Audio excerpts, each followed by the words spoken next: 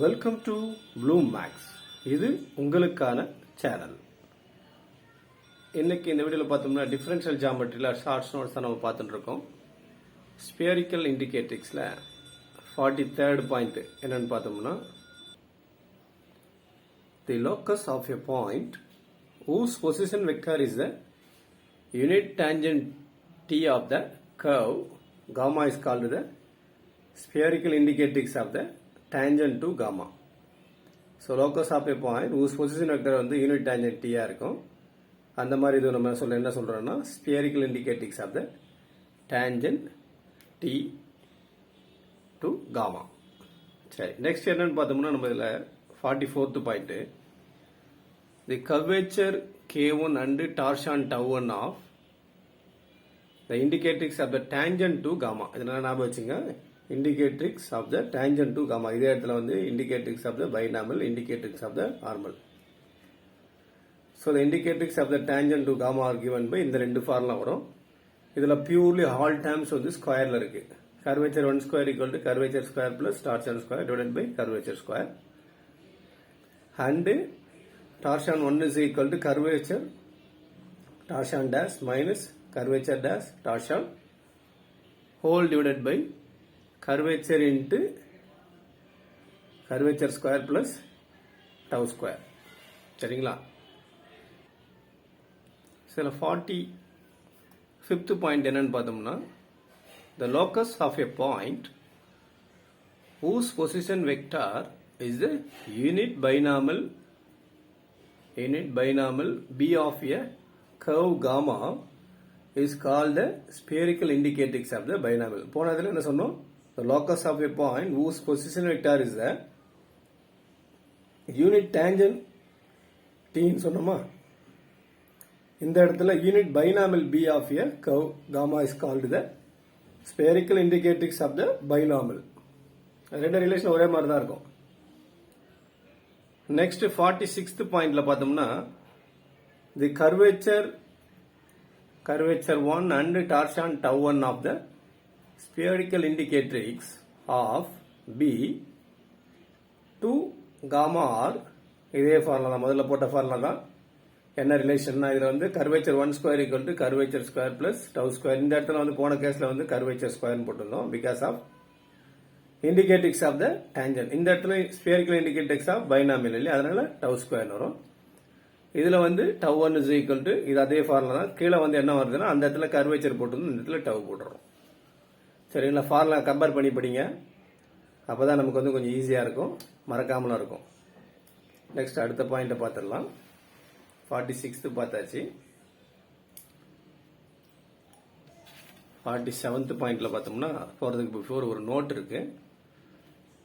Note என்னன்னு பார்த்தோம்னா, the tangent lines at the corresponding point of the spherical indicatrix of the tangent to gamma and the spherical indicatrix of the binomial to gamma are parallel.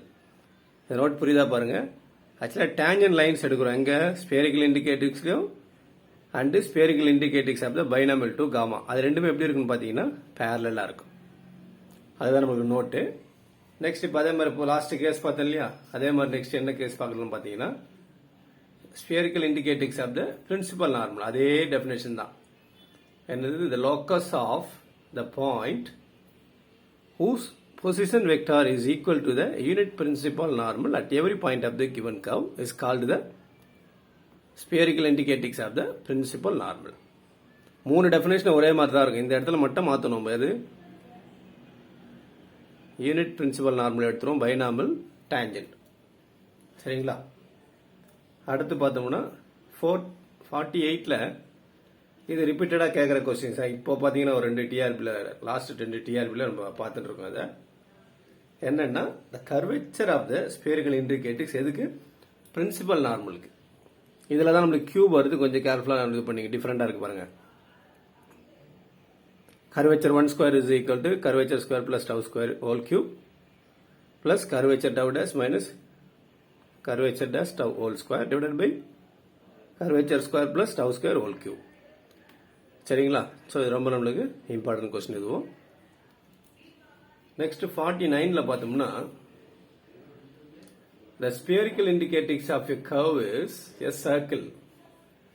If and only if the curve is helix. புரியுதா பாருங்க, spherical indicatrix of a curve வந்து circle-னா if and only if the curve is என்னவா இருக்கும், கண்டிப்பா helix-ஆ இருக்கும். இதுவும் ரிப்பீட்டடா வர்றது தான், நல்லா பார்த்து வச்சுங்க. 49th point.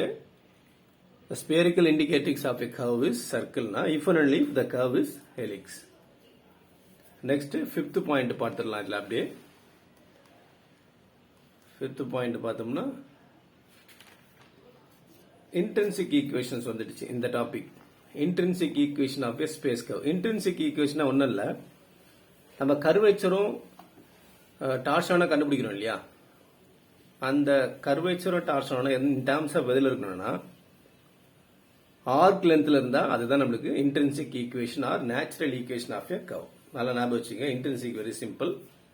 when we finding curvature or torsion in terms of arcual length போட்டிருக்குமா, curvature equal to f of s, tau is equal to j of s. in terms of எதில் இருக்கு, arcual lengthல இருக்கா. ஸோ அது வந்து intrinsic equation. சரி, next 51 point பார்த்தோம்னா two space curves are said to be congruent னா if one curve be brought into coincide with the other by a rigid motion. புரியுதா பாருங்க, two curves are congruent சொல்லணும்னா if one curve be brought into coincidence with the other by a rigid motion. Next ellipses. The ellipse னு சொல்லுவோம் இல்லையா, ellipsesல பாத்தீங்கன்னா cylindrical ellipse உடைய டெஃபினிஷனை முதல்ல பார்த்துடலாம். 52nd பாயிண்டா இருக்குது. cylindrical ellipse அப்படின்னு பார்த்தோம்னா ஒரு ஸ்பேஸ் கர்வ் வந்து சிலிண்டர்ல லை ஆகுது plus cutting the generator of the cylinder at a constant angle. புரிய நினைக்கிறேன். ஒரு ஸ்பேஸ் கர்வ் வந்து ஃபர்ஸ்ட் சிலிண்டர்ல லை ஆயிட்டு அதை எப்படி கட் பண்ணணும்னா cutting the generators of the cylinder at a constant angle is called a cylindrical helix. புரியுதுங்களா? cylindrical helix ரொம்ப சிம்பிள். நம்மளுக்கு ஒரு கர்வ், ஸ்பேஸ் கர்வ் வந்து எதுல இருக்கணும், சிலிண்டர்ல இருக்கணும். அந்த ஜெனரேட்டர்ஸை வந்து எப்படி கட் பண்ணணும்னா கான்ஸ்டன்ட் ஆங்கிள் கட் பண்ண போவோம். ஸோ அதுதான் நமக்கு வந்து cylindrical helix. அடுத்து 53rd பாயிண்ட் பார்த்துடலாம். 53rd பாயிண்ட் பார்த்தோம்னா ரொம்ப இம்பார்ட்டன்ட் பாயிண்ட். என்ன important பாயிண்ட்னா a necessary and a sufficient for a curve to be helix-ஆ இருக்கணும்னா என்னது, நான் ஆல்ரெடி பார்த்துருக்கேன். ஆக்சுவலி கேரக்டரிஸ்டிக்ஸ் ப்ராப்பர்ட்டி ஆஃப் ஹெலிக்ஸ்னு ஒரு முன்னாடியே போட்டிருக்கேன். ஃபர்ஸ்ட் ஷார்ட் நோட்ல பாத்தீங்களா என்ன போட்டிருப்போம், curvature by torsion is equal to constant போட்டிருப்போம். கேரக்டரிஸ்டிக் ப்ராப்பர்ட்டி ஆஃப் ஹெலிக்ஸ்னு போட்டிருப்போம். அதே தான் இங்க சொல்லிடுறோம், ஸ்டேட்மெண்ட் சொல்றோம். ரொம்ப important question. That the ratio of curvature to torsion is a constant at all points. புரியுதுங்களா? கர்வேச்சரையும் டார்ஷனை டிவைட் பண்ண ஆன்சர் என்ன வரும், கான்ஸ்டன்ட்ல வரும் அட் ஆல் பாயிண்ட்ஸ். ரொம்ப இம்பார்ட்டன்ட் பார்ட். நெக்ஸ்ட் 54th பார்த்தோம்னா அந்த எலிக்ஸை பத்தி ஒரு பாராமெட்ரிக் ஈக்குவேஷன் ஞாபகம் வச்சுக்கலாம். இதெல்லாம் இதுவும் அடிக்கடி வரது தான், சம்ஸாவே கேட்பாங்க நம்மளுக்கு, இருந்தாலுமே பார்த்துக்கலாம். என்னன்னு பார்த்தோம்னா if the z axis is the axis of cylinder as well as that of helix, the parametric equation of the helix is of the form x is equal to a cos u, y is equal to a sin u, z is equal to bu. இந்த cylinder பார்த்தா இப்படி போடுவோம் நம்ம. ஆக்சுவலா இப்படி வரும் இல்லையா,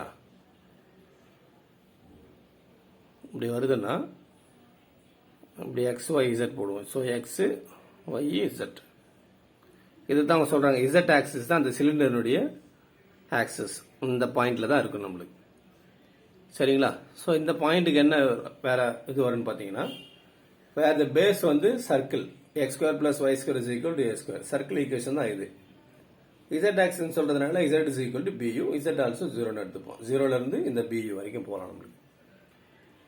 so B is வந்து ஒரு ஸ்ட்ரிக்ட்லி சூட்டபிளி சோசன் கான்ஸ்டன்ட். இதில் ஒரு சின்ன நோட் இருக்கு. என்னன்னு பார்த்தீங்கன்னா இதுவும் நம்மளுக்கு தேவைப்படும். For this helix note that s is equal to a u. Actually helix நமக்கு வந்து ஆர்க்ல இருந்து கண்டுபிடிச்சா எஸ் ஈக்குவல் டு ஏயுன்னு வரும்.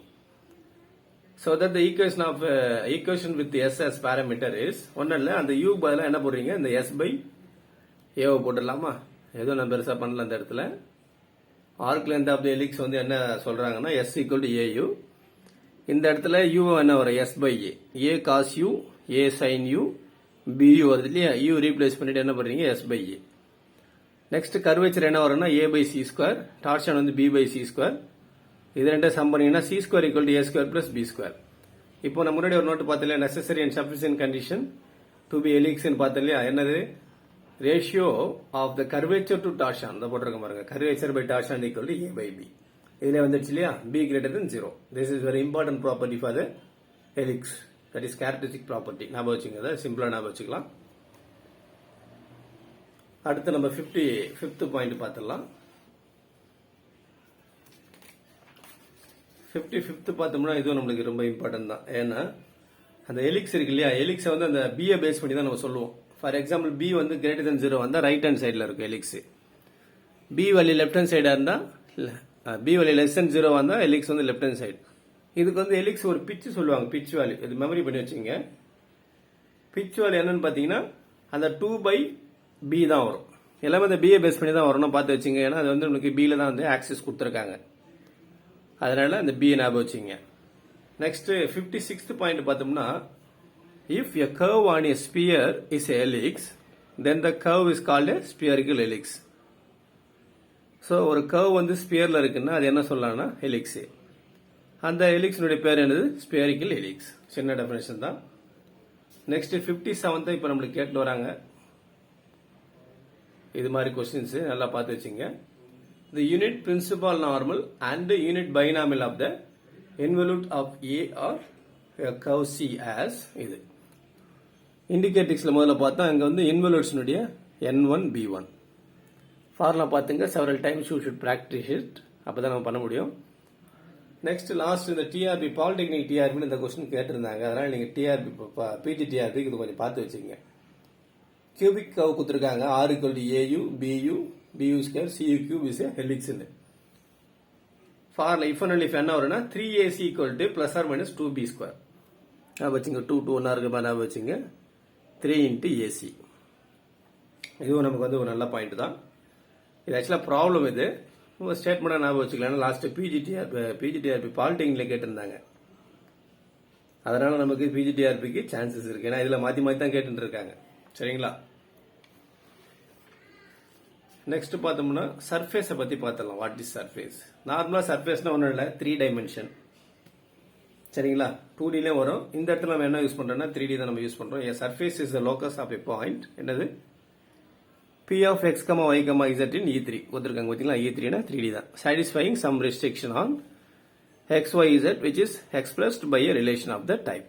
என்னது? f of x, y, z. So இதுதான் நமக்கு வந்து சர்ஃபேஸ் எடுத்துக்கிறோம். சரி, அந்த நேச்சர் ஆஃப் பாயிண்ட்ஸ் ரொம்ப இம்பார்ட்டன்ட். நேச்சர் ஆஃப் பாயிண்ட்ஸ் நம்ம உள்ள போனோம்னா அந்த டாபிக்ல 2-3 பாயிண்ட்ஸ் இருக்கு. என்னன்னா ஆர்டினரி பாயிண்ட்டுக்கும் சிங்குலர் பாயிண்ட்டுக்கும் டெஃபினேஷன் கேட்பாங்க. So ordinary point definition singular point நம்ம தெரியணும். முதல்ல இந்த குவான்டிட்டிஸ்லாம் நமக்கு தெரியணும். இதெல்லாம் கண்டிப்பா தெரியும் நினைக்கிறேன். ஏன்னா first fundamental form, Gaussian curvature இதெல்லாம் ஃபைன் பண்றதுக்கு இந்த R1 R2 இல்லாம நம்ம இது பண்ண முடியாது, ஒர்க் அவுட் பண்ண முடியாது.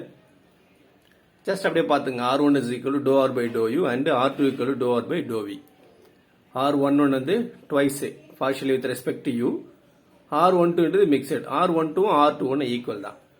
R22ன்றது பார்ஷியலா வித் ரெஸ்பெக்ட் டு V பண்றோம். ஸோ நெக்ஸ்ட் பாயிண்ட் ரொம்ப இம்பார்ட்டன்ட். லாஸ்ட் டிஆர்பி பாலிடெக்னிக்ல பிஜிடிஆர்பில கேட்டிருந்தாங்க இந்த கொஸ்டினை. ஸோ இது நல்லா பார்த்து வச்சுங்க.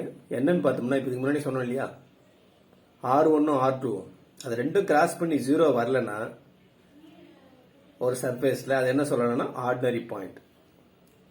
ஈக்குவல் டு 0 வந்துருச்சுன்னா இட்ஸ் ஏ சிங்குலர் பாயிண்ட். இந்த டிட்டர்மினன்ட்ல போடுவோம்ல, mod A equal to 0 வந்தா சிங்குலர்னு சொல்லுவோம், mod A is not equal to 0 வந்தா நான் சிங்குலர். அதே தான் இங்கேயும். இங்க நான் சிங்குலர் சொல்றதுக்கு பதிலா ஆர்டினரி பாயிண்ட் சொல்றோம். புரியுதுங்களா? If R1 cross R2 is not equal to 0 வந்தா ஆர்டினரி பாயிண்ட், ஈக்குவல் டு 0 வந்தா சிங்குலர் பாயிண்ட். ஸோ ரொம்ப மோஸ்ட் இம்பார்ட்டன்ட் டெஃபினேஷன் நான் போடல, பட் இருந்தா கூட இது வந்து ரிப்பீட்டடா கேட்கிற கொஸ்டின்ஸ் நல்லா பார்த்து வச்சுக்கோங்க. அடுத்து 62 பாயிண்ட் பார்த்துடலாம். 62ல பாயிண்ட்ஸ் நம்ம பார்த்தோம்னா tangent plane and surface normal. அதாவது இந்த ஃபர்ஸ்ட் ஃபண்டமெண்டல் ஃபார்ம் போறதுக்கு முன்னாடி போற செக்ஷன் இது நம்மளுக்கு. இந்த செக்ஷன்ல பார்த்தோம்னா ஃபர்ஸ்ட் R எடுத்துக்கிறோம், ஒரு ஜெனரல் கர்வ். என்னன்னு பார்த்தீங்கன்னா R equal to R of u of t comma v of t be a general curve lying on the surface passing through this point. Then the tangent என்ன வரும்னு பார்த்தீங்கன்னா tangent நார்மலாக என்ன போடுவோம், ஒரு சிங்கிள் டெரிவேட்டிவ் தானே, dr by dt னா இந்த ஃபர்ஸ்ட் டேர்மை பார்ஷியலாக போடுவோம், செகண்ட் டேர்மை டோட்டலாக போடுவோம். இது ரெண்டும் ஒரே மாதிரி வர மாதிரி u வருமா. இந்த டேர்ம் நம்மளுக்கு பேர் தெரியும் r1, அதே மாதிரி second to r by dou v வருது இல்லையா, இதுக்கு வந்து r2. ஸோ இது வந்து நம்மளுக்கு tangent curve at any point on p, the surfaces இந்த ஈக்குவேஷன் ஞாபகம் வச்சுங்க. இதை வச்சு நம்ம என்ன பண்ணுவாங்கன்னா the first fundamental form express ஃபுல்லாக பண்ணுவாங்க. நம்ம இங்கே ப்ரூஃப் பார்க்க போகிறது இல்லை, இருந்தால் கூட ப்ரூஃப் பண்ணோன்னா நமக்கு இந்த dr by dt தேவை. நெக்ஸ்ட் டாபிக் பார்த்தோம்னா metric on a surface. Metric on a surface என்னன்னு பார்த்தீங்கன்னா the first fundamental form. So இதில் ஃபர்ஸ்ட் ஃபண்டமெண்டல் ஃபார்ம் பார்த்தோம்னா ds square equal to e du square plus 2f du dv plus g dv square. இந்த பார்ட்டை படிக்காம நீங்கள் எக்ஸாமுக்கு போயிடாதீங்க. ஏன்னா இந்த ரிலேஷனில் கண்டிப்பாக சம்ஸோ இல்லை ஈக்குவேஷனோ இல்லைன்னா அட்லீஸ்ட் அந்த ஃபர்ஸ்ட் ஃபண்டமெண்டல் கோஎஃபிஷியன்ஸை ஃபார்முலாவது கேட்டுருவாங்க. அதனால you should thorough on this section. First fundamental form or metric on the surface. இதில் EFG அப்படின்றது என்னன்னு பார்த்தீங்கன்னா Eன்றது R1 dot R1 equal to R1 square. F வந்து R1 dot R2. G வந்து R2 dot R2 equal to R2 square. This is first fundamental form. இல்லைனா matric on the surface. இது இந்த பக்கம் ஃபுல்லாக ஓவரால் என்ன சொல்லுவாங்கன்னா I டினோட் பண்ணுவாங்க, இல்லைன்னா ஃபர்ஸ்ட். செகண்ட் ஃபண்டமெண்டல் ஃபார்முக்கு செகண்ட்ல என்ன வரும் நம்மளுக்கு EFG எடுத்துட்டு LMN போடுவோம். அதை இங்கே கூட அப்படி பார்த்து வச்சுங்க. சரிங்களா. ஸோ நெக்ஸ்ட் இதில் பார்த்தோம்னா 64 பாயிண்ட் 64ல என்ன அப்படி இருக்குன்னு பார்த்தோம்னா ஒரு நோட் இருக்கு. என்ன நோட்னா சிம்பிள் தான். அதாவது on the parametric curve v is equal to constant. so v க்கு கான்ஸ்டன்ட் எத்தனை, அப்போ என்ன வரும் நம்மளுக்கு இதில் dv by dr மட்டும் 0 ஆகிடும். தட் இஸ் dv 0 ஆகிடும். அப்போ மெட்ரிக் எதில் வரும்னா du ஸ்கொயர் டேம் மட்டும் வரும்.